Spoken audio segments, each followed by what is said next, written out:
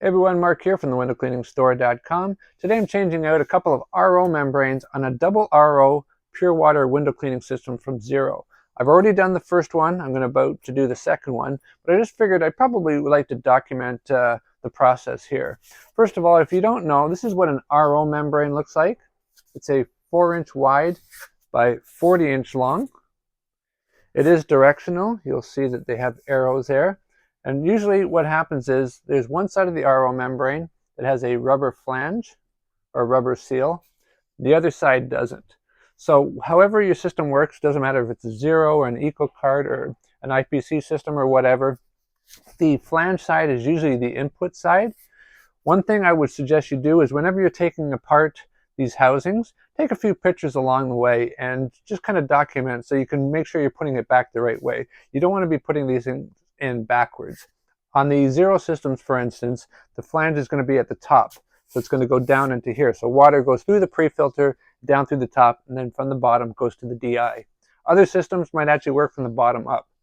So as mentioned, on some systems, after going through the pre-filter, the water is directed to the bottom of the RO housing and then works its way up to the top.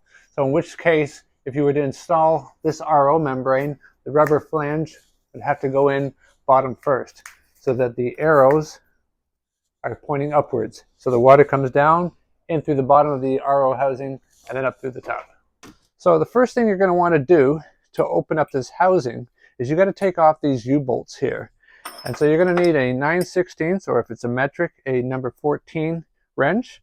And you'll just loosen these up. I've already got them loosened to the point that I can now just use my hand. And I'm going to just loosen this up all the way. And then this comes out. And as you see, we got our double U-bolts. Now this black cap is going to come out. Now because it's probably going to be a good 2-3 years before you have to change out your RO, this cap is going to be pretty sealed in there. So you're going to want to use either a flat head. I got this flat head, it's a thin one. I also have a thicker one. Sometimes I'll even use this file to kind of get up and underneath. It's going to be pretty hard to come out. This one over here was really, really hard to come out. So you're going to have to work it a little bit and rock it back and forth and pull that out. Okay, after using a flathead screwdriver and even this file here to wedge in, it's finally loosening up the head. I'm going to do the last little bit by just rocking it back and forth. Then it comes off. So you see you got O-rings around here. You have an O-ring in here. That's going to go where the spindle is. So let's take a look inside here and take a look at how the RO looks when it's sitting inside the housing. So here's our RO there. To get it out, you're going to want to get a pair of needle nose pliers. You'll just grab that there, and then when you do it like a bit of a twist. There we go. It'll slide out. So normally if these housings were full of water, I would empty them out before I put in the new RO. These are already drained, so I got the new RO here. I'm going to make sure that it's going in the right direction. Again, we said the flange side is the input, and on the Xero system, it's on the top, so it's going to go down like that. I just want to point out, sometimes when you buy a new RO, you might get this little piece in the package with the RO. This is basically in case of an industrial application where they have more than one RO in series. They would just join them up by putting these on here and having more than one RO in series. So before we put the RO in there, what we're going to want to do is, if you have some magic lube, if you don't have magic lube, you can also use Vaseline in a pinch. We're going to just put a little bit of lube on the bottom spindle, on the top spindle here, as well as this rubber seal. This will help make everything all nice and sealed up so there's no crossover water contamination. Always have a cloth handy to wipe your fingers, and we're going to just let this go down into here. Okay, and push that down. Now what I'm going to do is, on the head here, we've got some old lube. I'm going to just take a paper towel to wipe off the old gunk off that, as well as the center O-ring here. Clean that up, and then I'm going to put some fresh. You don't need a whole lot. As well as in the center here, this is where the spindle is going to go in.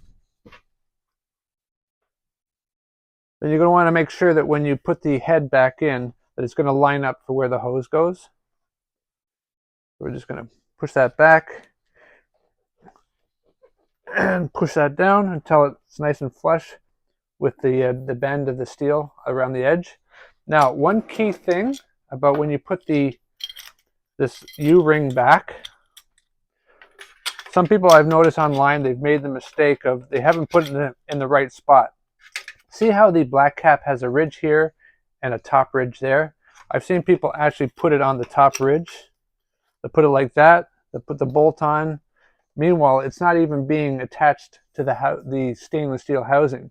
And so they go to operate the system, and all of a sudden their head just pops up from the water pressure. So you want to make sure you go down and that the U-clamp is not only covering that bottom plastic ridge of the head, but also on that little flange part on the stainless steel housing.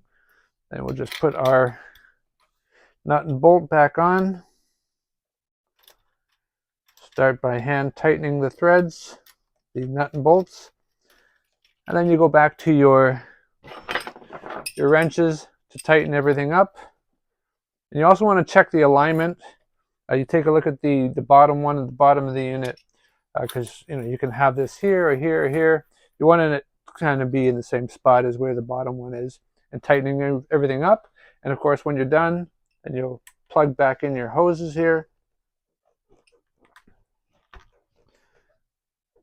And there you go. Okay, so you can see how tight I've tightened these clamps here. You want it to be less than 1/4 inch, but 3/16. This one can go a little bit tighter. But you want to make sure this is nice and secure, because this is going to be under pressure. If this is too loose, you can actually pop up the head and distort the RO housing. Okay, so the last couple points about changing out your RO membrane. Most of the time when you buy a new RO, it will be shipped to you dry, which means the RO is not broken in yet.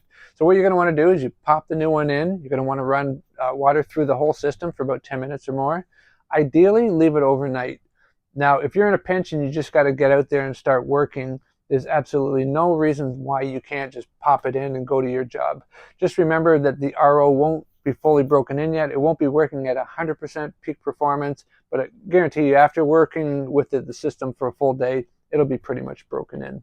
The last thing I want to point out too is that it's usually good at this time to make sure that you have a fresh pre-filter. Now, I have a lot of guys who tell me that, oh, well, last fall, just before I put this thing into storage, I only used the system once or twice with a new pre-filter. Why should I have to change it again? It's like practically brand new.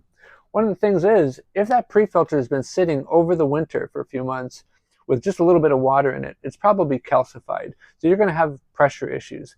I've known some people here that they've taken out their systems, start of the season, it's like they're getting hardly any water out of it, and they think their RO is shot. It's not. I tell them put in a new carbon filter. They do that. Everything's all fine, honky-dory. Anyway, I hope you find this video helpful. If you have any questions that I didn't maybe touch upon in this video, feel free to put something into the comments there, and I'll definitely answer it up. Anyway, thanks for watching. Bye for now.